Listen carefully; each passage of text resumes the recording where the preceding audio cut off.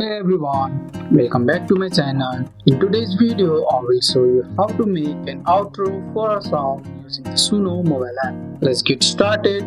First, open the SUNO app on your phone and make sure you are logged into your account. Once you are on your home page, tap the plus icon or a create button at the bottom mid. Now tap on option that says custom at the top. Now you will see a boxes for song title, lyrics and style. Type your song idea or lyrics as usual to make an outro. Include instruction in your lyrics or prompt like end with a soft piano outro or finish with a slow fade out. Or you can also add a few lines of lyrics that act as the outro. Tap create or generate to make your song with the outro included. Wait a few seconds while SUNO create the music and vocals. After that, tap play to listen to your song ending.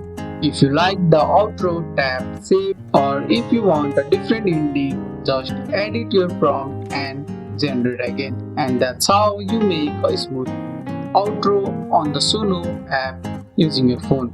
That's all for today's video guys.